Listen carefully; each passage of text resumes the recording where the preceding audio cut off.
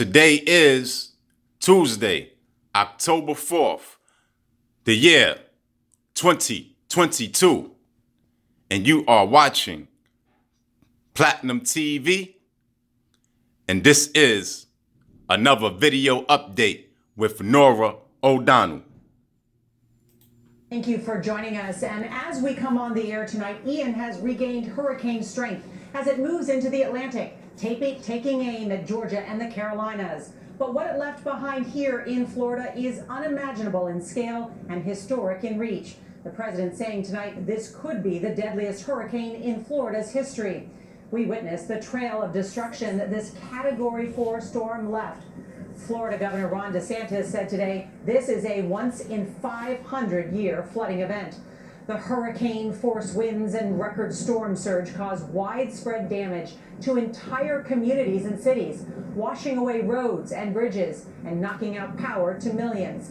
Tonight, more than 2.6 million customers are without electricity, and officials warn it could be days or even weeks before power is fully restored. Tonight, the states of Georgia, the Carolinas, and Virginia will all have declared a state of emergency ahead of Ian's expected landfall tomorrow. We have team coverage tonight all throughout Florida and beyond, and CBS's Chris Van Cleve will start us off from North Fort Myers. Chris, I know the damage where you are is quite extensive. Norah, for this home, the damage is total, completely destroyed this home. Now, if you go down the block, you'll see homes like this. You'll see other homes with roofs ripped off and the occasional one somehow unscathed. We are 4 miles from the water, so this was all wind damage. As daylight broke, the path of destruction left behind by Hurricane Ian was devastating. Block by block, Fort Myers Beach looks like it was hit by a bomb. Only small pieces of debris remain where homes and businesses once stood.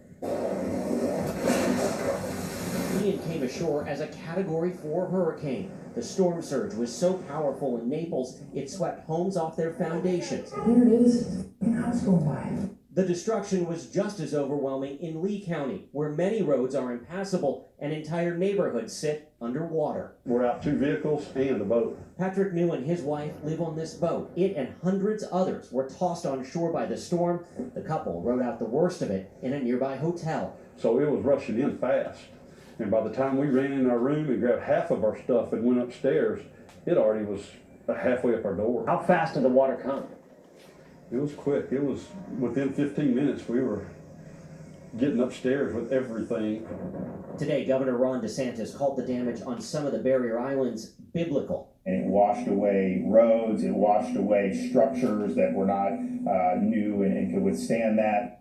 This home on Sanibel Island caught fire, and the only road on and off the island collapsed. CBS's Manuel Bojorquez saw the damage up close.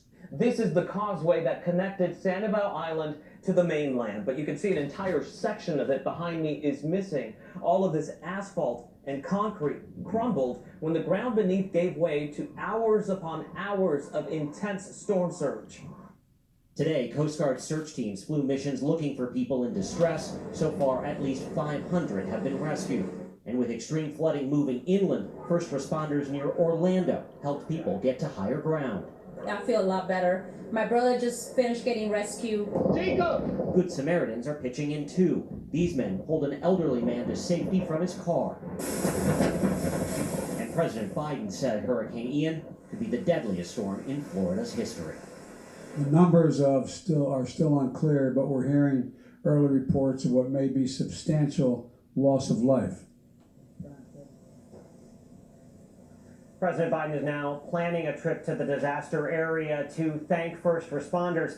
Folks in this neighborhood described Ian as someone beating on their eardrums for 9 hours as they watched their neighbors' homes be torn apart. Norah? Wow, that really puts it in perspective. Chris Van Cleve, thank you.